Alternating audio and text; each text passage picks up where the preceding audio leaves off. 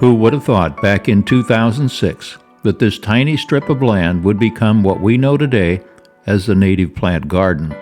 Let's take a tour. Here's what it looks like today.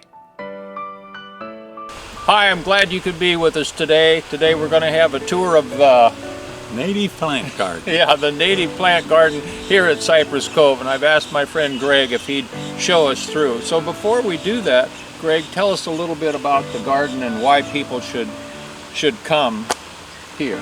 Okay, a brief history. The garden was first planted in 2006 by Blackie and Lois Dunham, and crew members from the residents here at Cypress Cove took care of the garden and have nursed it and seen it through up to the present day. Well, I'm going to ask you more about what makes this garden different than some of the others, and we do have raised gardens down at the end, which is different, but it's the same location. We're right next to the yacht club. If you know where the yacht club is, you'll see the native garden. And I always tell people to look right at the sign where we're standing now, because look at here. Information about it's right there, so you can learn more before you even start. You're right, John. I said this was a native garden. Let me just tell you what a native garden is quickly and briefly, because it's been pretty in the rage of gardens the last 20 years or so. A native garden is composed of plants that have not been that have been here since time immemorial. Not the plants themselves, but their species. And they've developed pollinators and other animals that feed on them down through the centuries.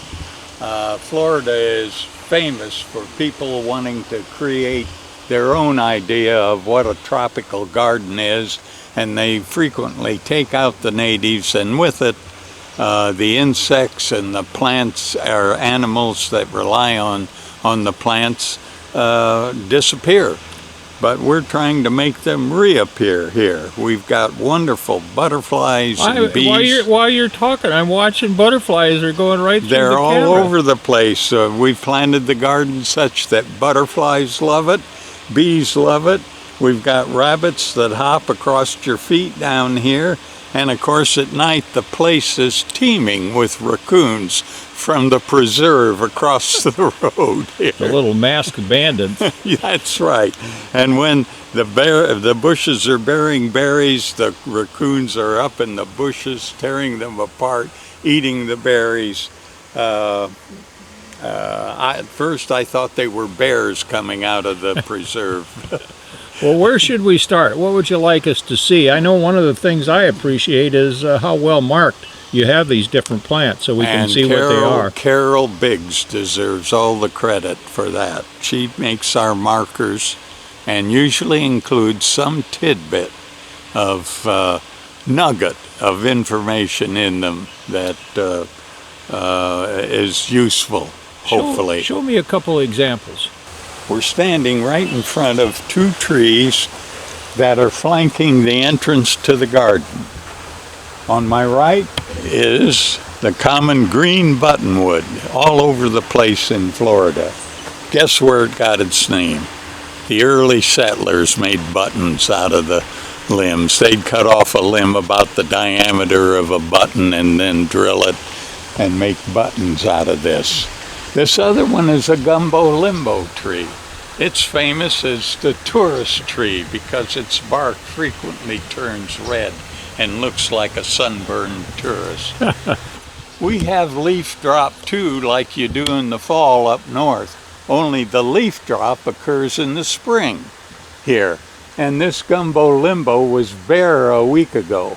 Now it's beginning to fill out in leaves, but as you see, it doesn't fill out evenly across the tree.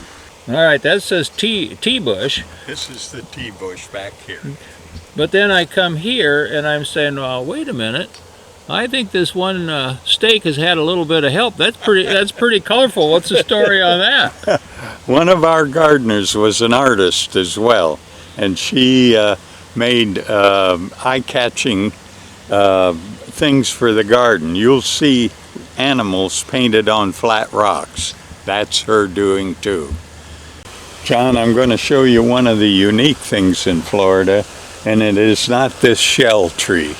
This is a regular cabbage palm, and somebody, the same artist, has decorated it with freshwater shells that came out of this lake. Look like giant snails. Yeah, they are.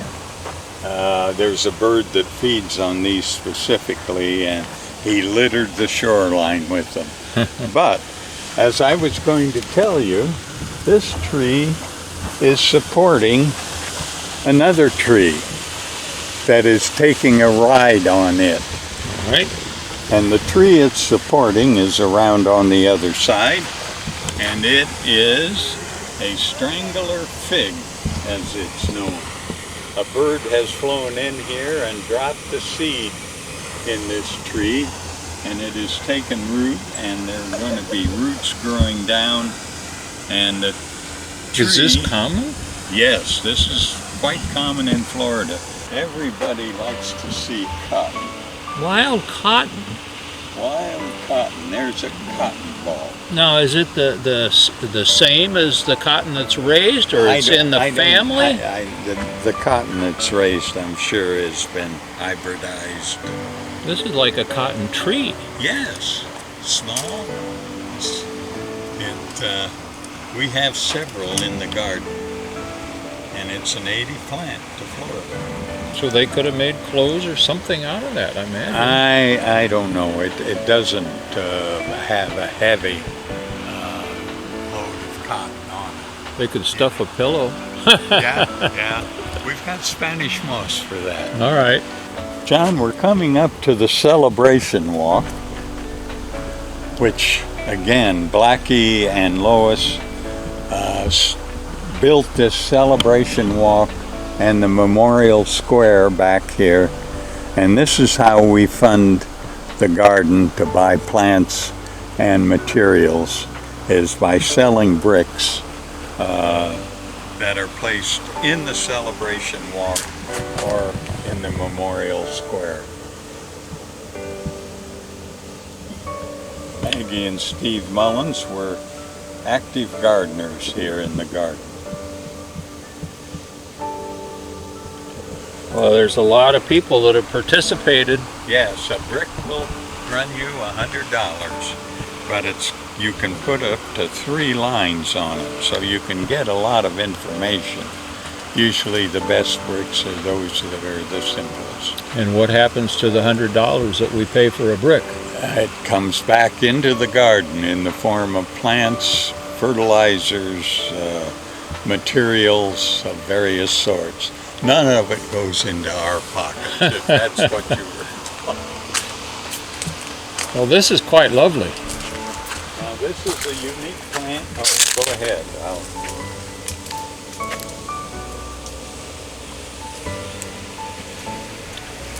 Well, we need to encourage people to come buy a brick. Yes. Yes. They should.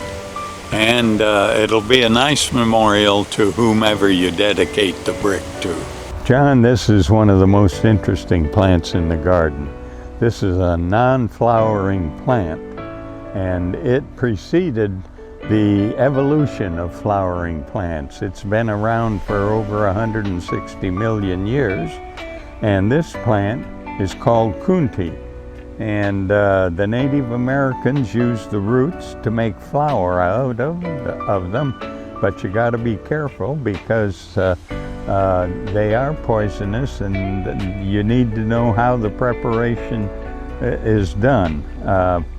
It being a non-flowering plant spreads itself by seeds, and this one just happens to have a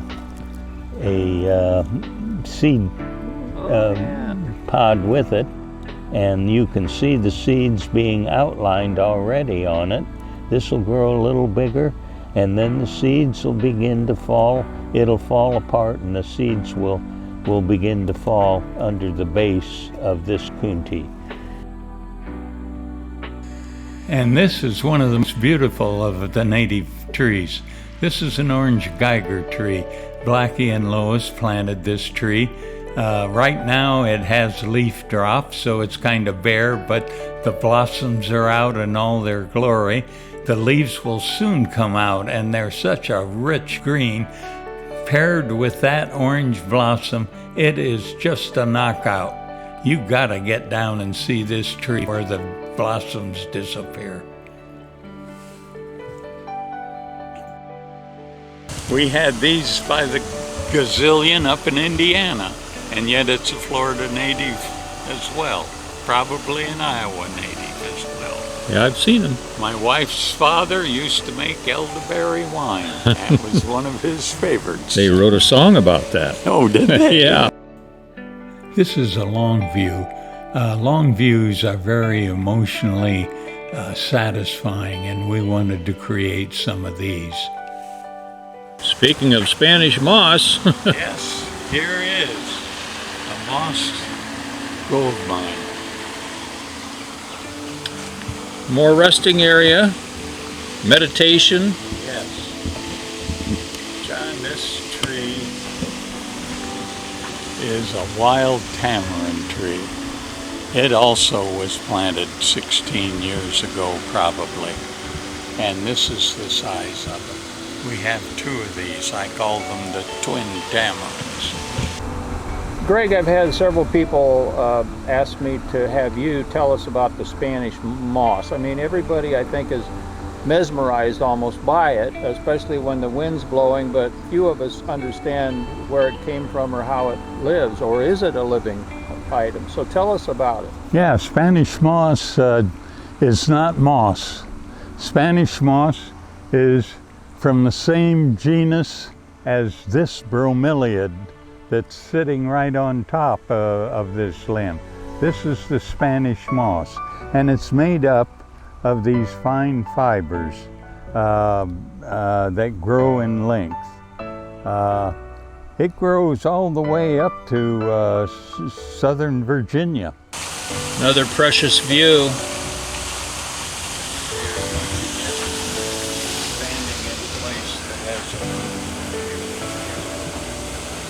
What's this critter? That critter is this critter? Yeah.